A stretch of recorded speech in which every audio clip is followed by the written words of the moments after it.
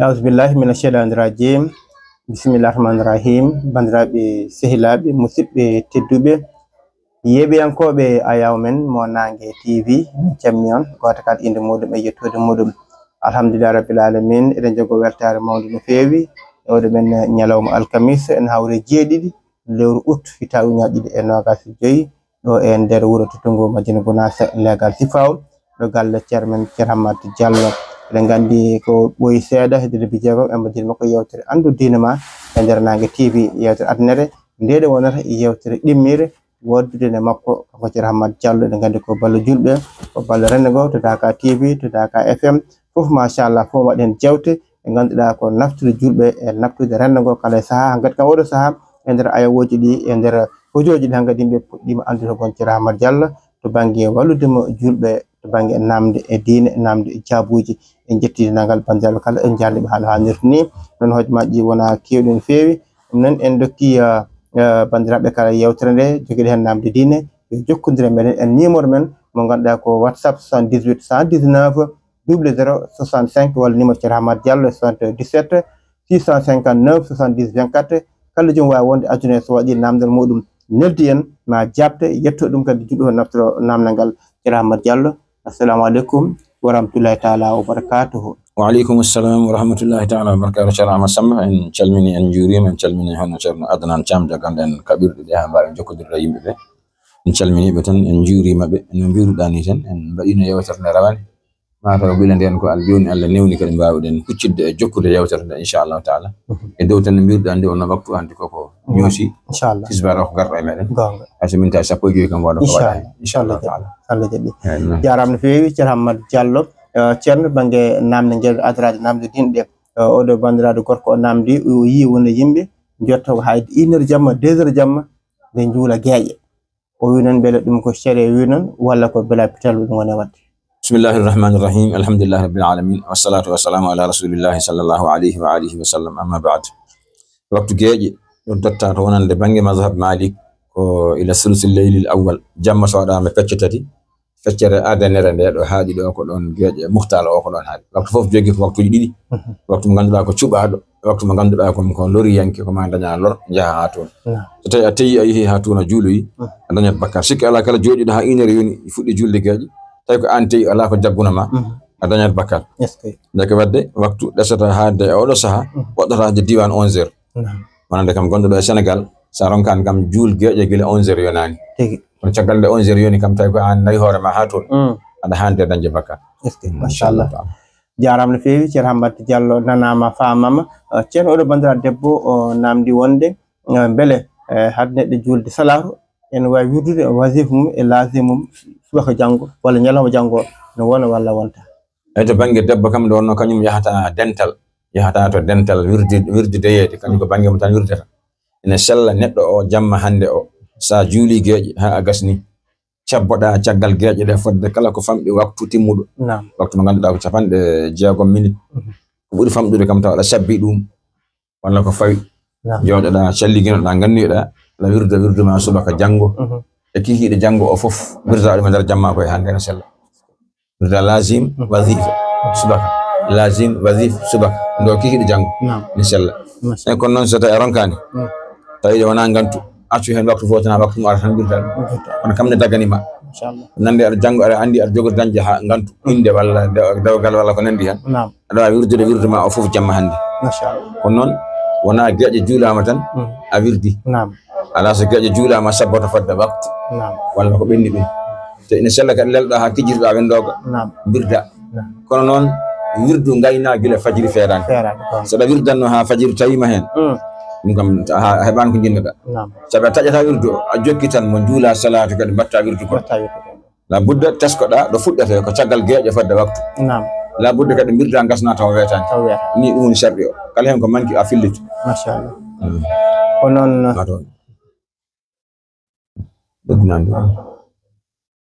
ɗon tigi jarama Ceerno Hammadou Diallo laaɓi famam ha nesni Ceerno oɗo namdi kanko de o arno o jippi galle goto galle o noon ɓe jipɓe wona juuloɓe o namdi noon beele wonde on galle aɗa ñama ñamdu mabɓe aɗa yara yardu mabɓe e juultaɓe korta mbele dagani on julde walla daganaki so tawi jom dañino kam ɗaade on galle wona on tan goto wode aduna sa rankani gam ya tawde ka julɗo jaha to galle julɓe woni jaha to galle julɓe woni kam jippoɗa toon ɗum kam ɓuri weltinde fittano kono ganden asinno ko kefeero na dagi ñamde makko ko ɗum kefeero mo ganduɗa ko yahudiyanke walla nasraniyanke woni juif walla catholique ɓeɗo hay soɓe kirsi nagge en ngeloɓe en mbewa mbaɗo gertogal ɓe sella ñama cooda tew maɓɓe ñama sharia en dagni ɗum wa ta'amul ladina utul kitaba hillul lakum wa ta'amukum hillul lahum ni Allah wi ñamri ɓen ɗon e joom deften yahuda e nasara soɓe kirsi bosori maɓɓe ade wona mbabba ladde ɓe kirsi kon nagge walla ne sella wa amma hefereɓe heddiɓe hefereɓe ne kewi leƴƴi rewɓe sanamuji no goodi ɓe ngala diine mo ndewi hay goto fami e façon ngaji maɓɓe ɗin ɓen so kirsi e ñamata kono hay ɓen dendagal ko wiyete neɗɗo so tawi defi ko nande maaro e liɗɗi en ñiiri buna en anani de gosi en anani ɗum ne tagi ñamde ko ne sabi ko neɗɗo no jogui teddungal ngal rokki Allah rokki ɗum ayano joni ko ñamaten ɗo ko bombo ngaji en gueɗe fof tuba hefere mbaɗata ɗum wallahi gaddana en ñaame ala probléme on dañi ala probléme kano kala noon ko fata kirse em kam ndentoɗen nata ko yahudiyankoɓe walla nasaraniyankoɓe taw ne selli ko ɓen joguiɓe diineji ɓe kono noon hande kamɓe gueɗo nangi hay ɓen koye mumen ko wayliɓe hay ɓen ko wayliɓe de sabu kamɓe koye maɓɓe hay ɓe gonano e nder l'islam kono aɓe jamno diineji maɓɓe ɗi hay ɗin diineji ɓe mbaɗi hen dimi ɓe jaltiɗi ɓe newi beele alpital deftere nde kamɓe ajande momtataki ko ni kam nde windutono yahuda e nasara en sella ndesen rewɓe maɓɓe en sella ñaamen kirse maɓɓe kono hande noon en gueɗo nangi kam ɓe mbaylima saabi hande kamɓe koye maɓɓe an mbaɗi heefereɓe an mbaɗi julɓe hakkude maɓɓe saabi ne jogui hay sinno ko seeɗa heddiɓe diine maɓɓe ne jogui hen woɓɓe beddima diine o ladde ndewi beele alpital mum ɗum nin toon machallah jarama no fewi ceerno Hammat Diallo laaɓti bandiraɓe paami sanne ceerno ko ndungu wona oɗo namdi wonde kanko de wari jama omo juula futuro hawri ko rendina joni noon futuro no tawi ko ɓen gayni julde futuro joni kanko o juuli futuro banggue makko e nder jama he wari o jokki e gueƴe ɗe o heeɓi darɗi saket ɗe ɓe beele o heeɓi ko rendina ko walla heɓani a sinno hoddirama ni kanko tan goto julno banggue makko futuro ko nande joni guese taw guesa ba waɗɗani wuuro no fewi amo hiila toon pour rende ko bonnata futuro yonti o juuli Allah waɗi o ari wuuro ga o sikkannoma tawata koɓe gayni julde o tawi aɓe juula o sikki ko futuro kirɗo ma to gonɗo wiyala ɗum gon koye rendinde tawi ɓe juuli futuro ɓe gasni kan kono juuli futuro gasni ne sella o jokko e maɓɓe o julde maɓɓe gaji hay sinno tawi tan ko darde sakkitina nde aɓe jagge koppi tan o ari o anni ambona totta farilla geeƴe ambo ñemtini almami o wi Allahu akbar o tawi ɓe koppi he o dañi o selli andu darde wotere ɓe dañji soɓe cilmini o yofta darde tati keddiɗe so tawi no faye maɓɓe tan ɓe gacciti darde koppi darde sakkitinde Allah hanti ɓoccitima lawol waɗi ko yo jooɗo ha safaqi wirno mboɗeri ndi hande wirno o juula gaƴƴita jama ka uddaka tawi jama ko sokate yo hoto galle makko o sabbo ha safaqi wirno o juula gaƴƴe makko tigi jarama no fewi ceerno Hammat Diallo laaɓti sanne ceerno oɗo ha joni kanko de o namdi wonde o ari mo juula juma ko ari juula juma ko noon no kalɗa joni ni ko darde sakkere nde o heeɓi e juma o sakkere nde o heeɓi ɗi almami o koppi ɗi mbeɗa ɗon juma ma ko timmi walla foto ko filliyade juula eyyi kankone ko noon waɗo o dañji almami tan tawi almami darina jangga darde sakkitino de anni tan so yettima anni tan ambona totta woni ambona juula farilla aljuma ambo ñemtini almami o wi Allahu akbar tawi almami dari ɗum kam moƴƴi walla tawi almami kono jagge koppi darde sakkitina nde o fiɓet anniya ambona juula farilla aljuma ambo ñemtina almami Allahu akbar o jagga koppi so tawi almami koppi tan selli so almami salmini o hafto o habbirta noon saabi habbiran ɗo fonno umara no joɗirima so almami assalamu aleykum tan o haftoto haw daro o bismillahi rahmani rahim alhamdulillahi rabbil alamin o jangga fatiha dande dow o jangga simore dande dow noon almami wanno machallah o sujjoyi o tawi o salmina inchallah laaɓti ceerno Hammat Diallo ceerno oɗo bandiraɗo debbo o namdi kanko o wonano celluɗo no fewi won rafimo wonduno e on saaha noon ɓe wonde rafi o noon gorko kañum wimo wadde arta e makko so wona o sella arta e makko kañum ko to tan wonata debbo goɗɗo to o namdi beele ko noon foti wadde walla wona noon foti wadde ala wona noon foti wadde sa resi rewɓe ma ɗiɗo walla tato walla ko nayo a waɗa ɓe jontanɓe saria dagnani ndandina rewɓe ɗiɗo foof garda maɓɓe jamma ñalawma goto wawa wonde a feccat ɓe jontan ɗe mbatta waɗede balɗe ɗiɗi nden noon wona saria wona obligatoire ko aada tan sariya kam dotti ko jamma e nyalawma dokka debbo jamma nyalawma dokka debbo bange balɗiɗi o noon ko aadatul biladi kal farida aada leydi noon sa yici wayata kono farile ni ɓe jaggatena tiiɗo enen ɗum noon wano wade fof kam sa yontama to makko kanko debbo on waji aɗa wawi tawdam wonde gantu rafi cellal ɗum hattama leloya toon tawa rafi o ne sali bom gon ɗon so yiɗi toon mbaloytade tawɗo o yafaki wallahi hemo tawi yamo rungi funnagol ɗum o monde ella monde fiilayru hattama yaade toon a yahat toon de ɗum hattama toon yahata alatma yaha toon tan taw ko ala ɗo taw ko ɗanniɗo walla kanko yaafima wimi mi yaafimama ga ya leloyoto amma pour tan wonde gantu sa yeehi a heɓata ko jiɗɗa ko walla gantu onon ko rafi cellal walla ko fiilayru walla ko ɓesɗo kecco ɗum hattama waloyde to makko to sa waloyan toon ka toñƴo toñowo noon ko koñowo so tawi tubani koko hoñata machallah jarama ceerno Hammat Diallo bandiraɓe nani kadi paami beltima hen no fewi no fewi ceerno ngal ɗo namdal oɗo namdi wonde on mo ganduɗa ko jinnaɗo mo fondade ɓesgu mum on holko sharia wiye muɗum wonto nelaɗo Allah wi sallallahu alayhi wa sallam wattaqullaha wa'dilu bayna awladikum kule Allah onon julɓe rewɓe worɓe kule Allah fonde hakkunde ɓesguji mon hakkude ɓiɓɓe mon o wino noon min sinno mi ɓurnanno sinno min nelaɗo mi ɓurnanno ɓurnantunomi ko ɓikkon ndewon ɓiɗɗo debbo ne yurmini kono noon mi ɓurnata mi haɗama ɓurnude nde wonno sa ƴetti a suuti ɓiɗɗo goto e dow heddiɓe ɓe cikkuɗa ka jiɗɗomo kono ka gañƴomo a yiɗamo sabi ɓesgu keddingo fof fewjantumo feere en dokkan yeru tan yimɓe timmuɓe moƴƴiɓe holɗum annabaɓe yimɓe annabi ɓiɓɓe annabi Yaqub alayhi salam ɓiyo goto wiye Yusuf meeɗino hoyɗude lewru e nangue e koorde 11 ne cujjanamo ko fini subaka o haalani yummakko e bammakko walla ko haalani bammakko o haalani bammakko min de mi yi inni ra'aytu ahada ashara kawkaban wa shamsa wal qamara ra'aytuhum li sajidin mi yi lewru e nangue e koorde 11 cujjanamo wiya ha deƴude la taqsus ru'yaka la ikhwatika fayakidu laka kayda inna shaytana lil insani aduwwun mubin o wi gollo ko dil o to gissanagol mawnen ɓe musidɓaɓe saka taw jamma feere ko ñana wano wade fof koyɗol ngol yehi hangol si ɓe nanoygol ko Yusuf tan haalte ɓe mbi Yusuf en sen mbarani ɗum enen en jaltata en jeyata koye men en mbanno fof ne gandirɗen qissa o ni ha ɓe beddimo nder woyndu julankoɓe garen cafa o jagge bagal o yaltina ɓe doggi keɗe ɓe garita aɓe gaynade on sera ko maccugel amen woni ɗo ɓe jeeyi Yusuf ɗum ɗo fof ɗe caɗɗele fof keɓori koye hoddure Allah kono sababu o ko bammakko yidde ko ɓuri ko yiɗi ɓe ko ndeke wande ko bange yiggirgol ɗum ko nder woni hay goto anda bange gañgol ko nder woni hay goto anda wa amma fonduɓe sa rokki o beyel hokko o beyel sa rokki oɗo wuteyel hokko o wuteyel sa rokki o temdere hokko o temdere fondiraɓe toon nden ko caƴal mbatta hakkude maɓɓe ko ni watte walla kadi tawi kanko ɓurma ɗoftade ɓurdema ɗoftade o ma dañ barke ɗum ko Allah rokkatama ɗum ala goɗɗo wawi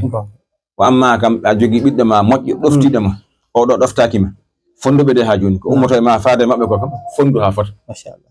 eyyi wa amma noon ko ummoto to Allah noon sababu nde goto fof golle mum on ɗigganɗoma o ɓumno ɓerde ma Allah rokkuma ko rokkata wawi ɗum kam ala ko mbawɗen ala ko hay goto ala ko wawi amma an kam ko ummoto e ma ko kanko o ko ɗoftiɗo o ɗofta fof fondu tan inchallah sa ɓurni o tan o garo dow makko machallah jarama ceerno Hammat Diallo en dartiɗo namde ɗe machallah hajumaji ɗi ko goɗɗoyi kadi dattogode wona ko heewi no foti fof ɓe banggue laftari ko ɗum jubboɗen bandiraɓe no foti fof ɓe barkinoro inchallah so Allah jaaɓi ken jokkoɓe kala alkamisa yewtere andu diine ma e nder Nangue TV inchallah ceerno Hammat bismillahi rahmani rahim o wi wa yajibu alayhi hifdu lisanihi min alfahshai walkalami alqabihi wa imani altalaq wa intihari almuslimi wa ihanatihi wa sabbihi wa takhwifihi fi gayri haqqin shar'iyyin wi wa yajibu ene waɗɗi alayhi e kellifaɗo hifdu lisanihi rende ɗemgal makko min alfahshai e pankare on gila ñoode ƴettade hudde sifaji baɗi noon ay way kono ko namdal way kono wiide an kam holko woni fahsha o wi wal kalamil qabihi e haala bonka oɗo way kono jumla bayan ni ɗaɗo fo bayan noon wayata wal kalamil qabihi haala bonka neɗɗo yo tan sabi ɗemgal ne so haali ko moƴƴi ko baraji windete hen so haali ko boni ko bakkar windete wa imani talaqi e gondoje ceergal walla mbiya wondirde ceergal yon renta ɗum ko nande joni mbiruƴƴiɗen sippira Samba e Demba ñin ɗon sippira an ko Samba woni mo mbaɗɗa supporteur on jiɗɗa mbiya Samba liɓat Demba so liɓani tan mi sehri Demba mo ɗum ne kadi neɗɗo yo rento ɗum sabi so liɓani tan a serte debbo eyyi walla debbo ma wiyana yaha galle mum mbiya hannde a yahani uppanam walla pasanam wiya mimi yahat mbiya wallahi sa yeehi tan a nawi dande ma oto a tawa wiyani walla mbiɗa tan ko sa yiyan ɗum a waɗi ɗum won ɗon so mbiɗa ka yahata o wi kanko mi yahat mbiɗa sa yeehi tan a nawi dande ma rento ɗum koko rentete sabi kala ñande mbaɗɗa noon seeɗan jaggata jungo ma ko nawamo gasi dawgal yana wono caɗɗal ngari ndeke neɗɗo yo rento on banni wantiharil muslimi e gufde julɗo Allah wino to suratu duha wa amma sa'ila fala tanhar neɗɗo arino ñagoma jeelotoɗo walla ñagoto ono jannil ɗum sa jogui rokki ɗum sa ala ɗaccito ɗum seesa jaralɗa jafaɗa de won ala ko woni ɗo walla hono ma arino ɗo ko haala newi ko kon ɗum ɗon sagara gorko poɗɗa ko remoyɗi poɗɗa ko waɗe ni ɗum ala hen droit a yamraka ɗum wa ihanatihi e hoynude mo julɗo hoynatake julɗo koko teddinɓe oto hoynumo famille wa sabbihi e yennude mo ɓe mbiya yennude ɓe mbiya ñingde mo eyi wa sabbihi e yennude mo kanko julɗo yennetake wa tahwifihi e hulɓinde mo fi gayri haqqin shar'iyyin walda e haqqe shariyanke hulɓinde julɗo hay so ƴetta fetel mo ala kural tan ɓe hannde komi barowo mo tawa hay kural ala toon an wawi mayde kulngol ma werdemo walla sowaji baji noon tan julɗo hulɓintake ɗum ɗe gueɗe fof noon sa ñini julɗo wattake ɗe ko fi gayri haqqin shar'iyyin koko alda e haqqe sharia sa ñini julɗo no yorake hulum timmuɗo so tawi julɗo wari neɗɗo o wartete so wujji ko kanko hunci hurum makko jungo taƴete so zini wiyta mo jogui debbo walla o zini wiya mo jogui gorko walla o meeɗi resede walla o meeɗi resde ko warede so jini wi o meeɗa resde o meeɗa resede ko ɓoggi temedere o fiyete soko caggal ɗo jeeyaɗo kadi fodde hitande dal kanko hunci hurum makko o tukki goɗɗo o wi ɗum a zini o addani seedeji nayyi o fiyata capan jeetati ɓoggol kanko toñi hoore makko sa nani julɗo no rokke hurum timmuɗo janniltake yennetake seyfitake taw ko julɗo mo toñani sharia on ɗon rokkata hurum ha timma so toñi sharia ara e makko warta wutte o wa yajibu ena waɗɗi kadi alayhi makko kanko kellifaɗo hifzu basarihi rende darɗe makko yo ren darɗe makko minen nazari e darde ilal harami e ko harmi ko nande joni dardema debbo janano ene harmema debbo janano darde gorko janano harmema mo anda fof sikkata ko enen tan kaɗa darde hay debbo ne haɗa sabi Allah wi to suratu nuri tagal a'udhu billahi minash shaitanir rajim qul lil mu'minina yaghuddu min absarihim wa yahfazu furujahum dhalika azka lahum inna Allaha khabirun bima yasna'un o wi kanko Allah o wi nelaɗo wiyanam julɓe gonɗinɓe Allah ɓe worɓe ɓe yoɓe muɓɓu gite maɓɓe yoɓe nden farjiyeji maɓɓe yoɓe nden jolɗe maɓɓe famide yoɓe nden to koye maɓɓe sabi so yitere kala ko accani yiiɗi tan ɓernde nde yiiɗi o heewi ko yahande ɗum joni noon sa muɓɓi gite ma walla ñippi gite ma darani mo jaraɓe heɓatama hen a famide dhalika azka lahum ɗum ɓuuri laaɓandeɓe ɓuuri walludeɓe inna Allaha khabirum bima yasna Allah noon andi ko mbattan ko sa neɗɗo wujjo darde daara debbo taw debbo ne rumti en ko gujjata ɗon darde ko Allah ne andi fof rento oto wujjo gite oto teet ko noon kadi o wi wa qul lil mu'minati yaghdudna min absarihinna wa yahfazna furujahunna wi rewɓe gonɗinɓe Allah julɓe ɓe rewɓe ɓene yoɓe muɓɓu gite maɓɓe oto ɓe ndaar worɓe jananɓe oto ɓe jaa kadi yoɓe nden kadi farjiyeji maɓɓe oto ɓe peññin cuɗaji maɓɓe ɗon no ɓanndu debbo tan ko cuɗari ɓanndu makko ndu so yalti bo wala yi tan ne finninma yidani kadi cuɗaji ɗe mbaɗata gila e dadorde maɓɓe hay fof yoɓe cuuɗɗum holko dagi yalta e maɓɓe lahal yeeso ngal tan e cammeje juuɗe ɗe heddi fof yo wirno oto gorko faw hen gite mum eyi ndeke wadde en gandi neɗɗo yo ren darɗe yo nden gite mum ko noonne kadi arde ene ndaara awra gorko hay so nokkangal hakkude wuddu makko koppi makko dagaki ndaara hay soko mayɗo saɗa lootamo ƴettu morso tekkuɗo fawa hakkude wudde fof hay soko kangal ɗo jaɓ dardem so na noon ko nande cunninowo sukaɓe en ya Allah caforowo en hanti ɗum ko gantu debbo janane aɗa wawi ɗum darata koye seedan fagal mo ƴeteɗo ñamade walla ko nandi hen nodde ɗon kon seedeji daaramo dow makko e lesso ha mbawa teskade janggo e jaam tawi luural waɗi wi hakkude maɓɓe nodde a hanko o wonno walla ala wona o wonno walla docteur ne sella wiccita jomum tawde goɗɗo ala ɗum addani yiɗede rewɓe yo dañ docteur ɓe saforoɓe ɗumen worɓe daña ɗum ɓuri moƴƴude eyyi ɗum woni mana hana kam yo neɗɗo darta yo ren darde mum en darde ko harmi ko noon yurnade suudu janande yurna fallantere janande huɗum sa gituma kawri hay sokoye ɓalal garaɗo yongo gituma kawra jaam galle ne mbatta wona hersat wadde mbaɗɗa ko moƴƴani toujours neɗɗo gite ma ɗe aynuɗe ndenaɗe ndaara ko poɗɗa darde wala yahillu lahu daganakima kanko kellifaɗo an yandura nde o darata ila muslimin e julɗo mbi nasaratin e darande tuzihi nde ene to'anamo nde ene mettambo nde ene haljinamo yo rento ɗum julɗo ƴeewate ko ƴeewki moƴƴi noon no neɗɗo aɗa ƴeewa ɗum saɗa huti ɗum aɗa daramo darande nde o andata nde kaari ne huti kam tengtata koye ñamde amo ñamaɗo e ñamde maɗa nokkala ngara waɗa hunde tan mbiyama guite sut ceerno wawi ficcuɗo ngara yaha hakke ƴewandema nde mbo andi a weltaki wonande neɗɗo o yowo tan waɗata ni ne julɗo dartaka ndar mo darande teddunde illa so wana an yakuna o laati kanko on ɗon julɗo fasikan ko daltu ɗoftare fasika woni julɗo baɗowo geɗe goofi Allah mawɗi ɗi ko gujjo kadanaɗo ala ko jarawo sangar ala ko jinowo on kayna dagi daramo darande mettunde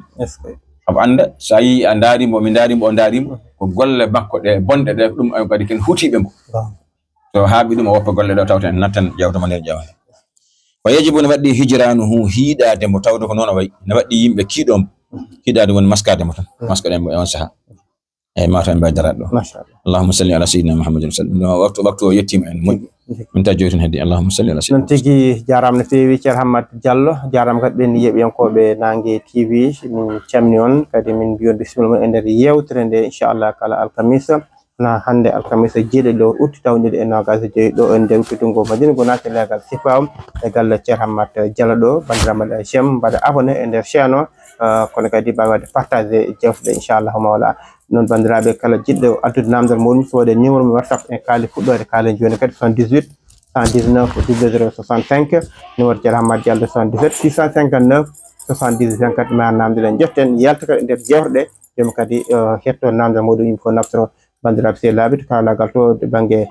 caméra Nangue TV ko musidɗo men Adnan Thiam ɗo e haalirde ko musidɗo men Amadou Sambalo yaaju alaji ceer Hammat Diallo bandiraɓe sehlaɓe musidɓe tedduɓe Allah jarama on jarama